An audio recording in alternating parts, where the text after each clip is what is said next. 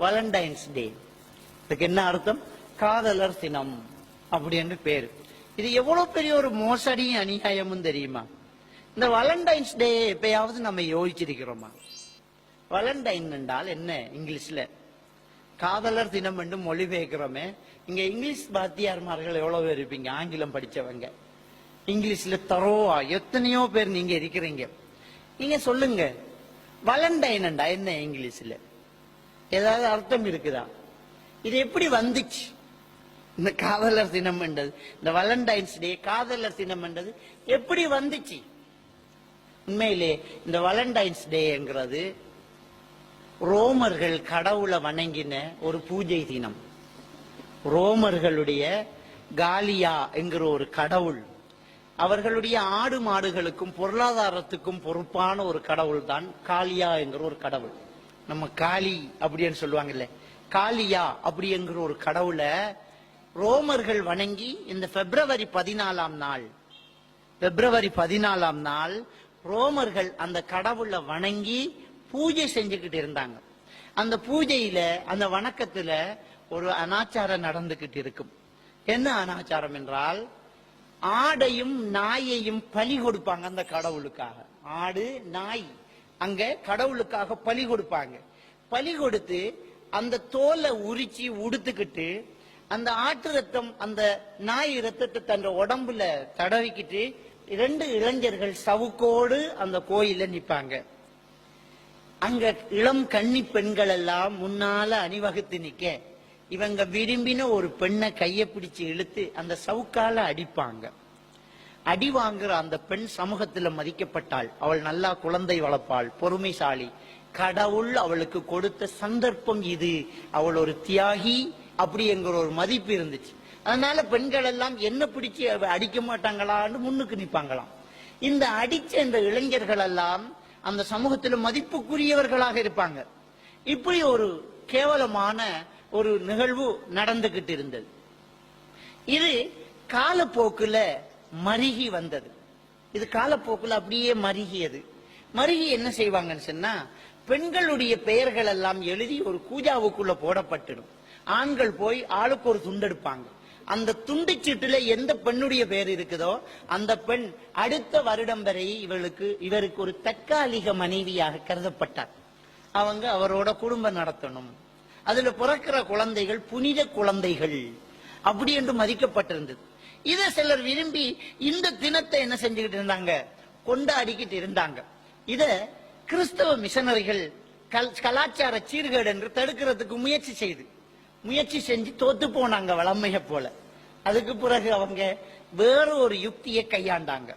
என்ன யுக்தி என்று சொன்னால், அந்த துண்டிச்சீட்டுல பெண்களின் பெயருக்கு பதிலா துறவிகளின் பெயர்கள் எழுதி போடப்பட்டது. அந்த துறவிகளின் பெயரை எடுத்து அவர் சொற்படி நடப்பது, அவரை பின்பற்றி ஒழுகுவது, வாழ்க்கையில் நல்ல ஒரு மனிதனாக வாழ்வது என்ற ஒரு சீர்திருத்தத்தை ஏற்படுத்தினாங்க. அந்த துண்டு சீட்டில் எழுதப்பட்ட மிகப்பெரிய ஒரு துறவிதான் வேலண்டைன் அப்படி என்கிற ஒரு துறவி. வேலண்டைன் என்கிற ஒரு துறவியை பின்பற்றுவதனால் அந்த நாளுக்கு வேலண்டைன்ஸ் டே என்று வழங்கப்பட்டது. ஒரு துறவிக்கு பேர் தான் வேலண்டைன், மற்ற துறவிகள் எல்லாம் வேலண்டைன்கள் என்று அழைக்கப்பட்டாங்க. வேலண்டைன்ஸ் விளங்கிட்டா? ஒரு ஆளு பேர் தான் அந்த இது. அது எல்லாருக்குமே சேர்த்து என்ன செய்யப்பட்டது? பயன்படுத்தப்பட்டது. உதாரணத்துக்கு இந்த ஓடாவிமாருக்கு தெரியும் பல்கேரியா மிஷின். அந்த மிஷினுக்கு பேர் என்ன? பேர் என்னது? பல்கேரியா. அது மிஷின் பேர் இல்ல, அதை உற்பத்தி செஞ்ச நாட்டோட பேர். பல்கேரியா என்கிற நாடு அந்த மெஷினை தயாரிக்குது. உண்மையிலேயே அந்த மெஷின் பேர் மல்டி ஒர்க் மெஷின், பல வேலைகள் செய்யும் இயந்திரம். ஆனா அந்த மிஷினுக்கு பேராகவே பல்கேரியா வந்துச்சு.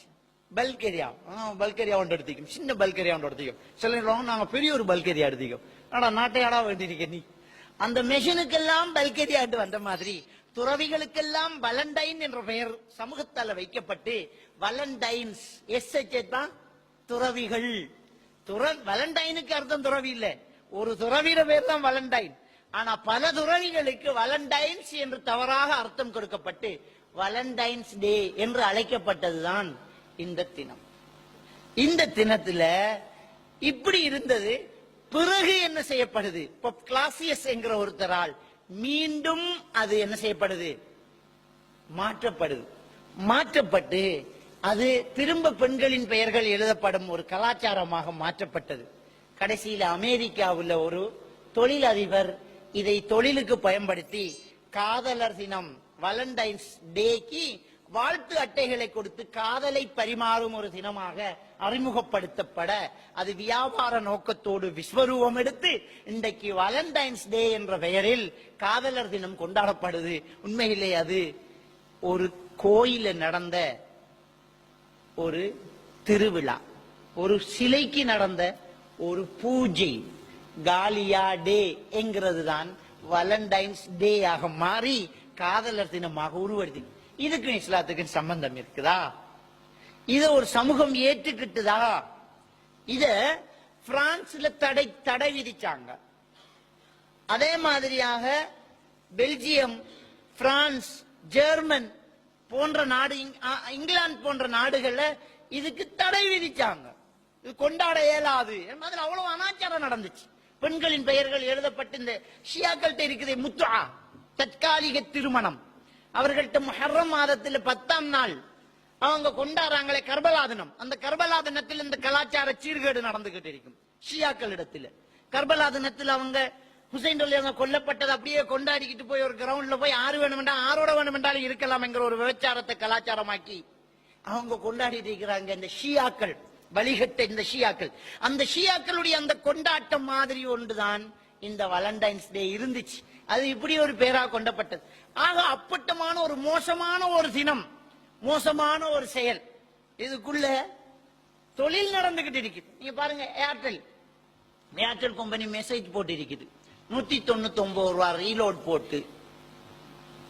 இந்த மாசம் 29ஆம் தேதிக்கு இடையில 199 ரூபாய் ரீலோட் போட்டு 4 நட்சத்திர ஹோட்டல்லையோ 5 நட்சத்திர ஹோட்டல்லையோ நீங்க போய் தங்குறதுக்கான இலவச அனுமதி சீட்டை பெற்றுக் கொள்ளுங்கள். காதலர் தினத்துக்கு ஸ்பெஷல் ஆஃபர். எல்லாம் பிசினஸ் நடந்துக்கு, பெரிய அனாச்சாரம் நடந்துகிட்டு இருக்குது. இனி நாளைக்கு பாருங்க, இந்த ரேடியோ டிவி எல்லாத்திலயுமே என்ன காதலை பரிமாறிக்கொள்ளுங்க, பழைய ஞாபகங்களை எடுத்துக்கொள்றீங்க, ஆறு தேறீங்க, ஆரோட சேர்த்து விடணும், கூட்டி கொடுக்கணும்ங்கிறது நடந்துகிட்டு இருக்கும். இந்த பேப்பர், இந்த டிவி, இந்த ரேடியோ இதெல்லாம் இந்த கூட்டி கொடுக்குற மாமா வேலை பார்த்துட்டு இருக்கு. விபச்சார கலாச்சாரத்தை தான் நாளைக்கு நடத்த போறாங்க. அதனால ஸ்கூல்ல எல்லாம் மாஸ்டர்மாரெல்லாம் எச்சரிக்கை போடுறாங்க, தயவு செஞ்சு நாளைக்கு எந்த டியூட்டர்களுக்கும் பெண்கள் போகாதீங்க.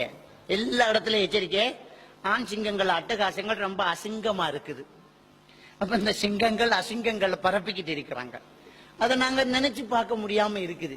இதுக்கு நம்ம சமூக இடம் கொடுத்துக்கிட்டு இருக்குது. நாங்க பார்த்துக்கிட்டு இருக்கிறோம்.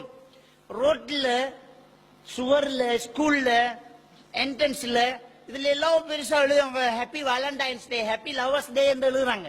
எழுதுறத பார்த்துக்கிட்டு தான் நம்ம ஊர் ஜனம் இருந்துகிட்டு இருக்கேன். அவன் கையை பிடிச்சி முறுக்க வேணாம், அவன் சுவிய பிடிச்சி திருக்க வேணாம், அவனை 4 சாப்பிட்டு சாத்த வேணாம்.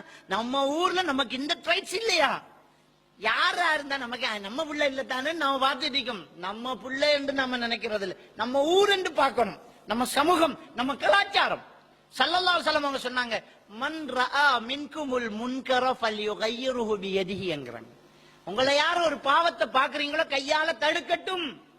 ஃபஇல்லம் யஸ்ததி ஃபபிலிசானிஹி, முடியலாட்டி நாவால தடுங்க, சொல்லுங்க. அதுக்கு முடியலாட்டி ஃபபிகல்பிஹி, உள்ளத்தால வறுத்து ஒதுங்குங்க. அதுதான் வேலைக்கு அவ்வளவு ஈமான். ஈமான் ஆக கடைசி அதான் அப்படிங்கிறாங்க. நம்ம சமூகத்தில் இந்த அனாச்சாரங்களை தடுக்க வேண்டிய பொறுப்பு நமக்கு இருக்குது.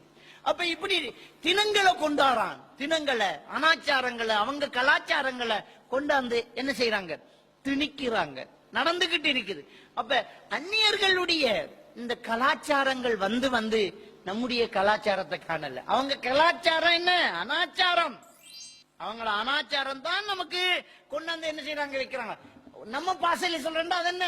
அனாச்சாரம். அனாச்சாரத்தை அவன் கலாச்சாரம் என்கிறான். ஆண் பெண் தனிச்சிருக்கிறது, ஆண் பெண் ஸ்போர்ட்ஸ் மீட்ல கலந்துக்கிறது, இதெல்லாம் என்ன? இஸ்லாம் தடுக்கிற விஷயங்கள். அஜ்னபி மஹ்ரமி உறவு பேணப்படணும். ஈயாக்கும் வத்துஹூல அலன் நிஸா, ஸல்லல்லாஹு அலைஹி வஸல்லம் அவங்க சொல்றாங்க, பெண்களோடு நீங்கள் ஆண்கள் தனித்திருப்பதை நான் உங்களுக்கு எச்சரிக்கிறேன். பெண்களுக்கிட்ட நீங்க போறத நான் உங்களுக்கு எச்சரிக்கிறேன். இருக்க இயலாது, தனிச்சிருக்க இயலாது அப்படின்னு சொல்லி நபிகள் நாயகம் ஸல்லல்லாஹு அலைஹி வஸல்லம்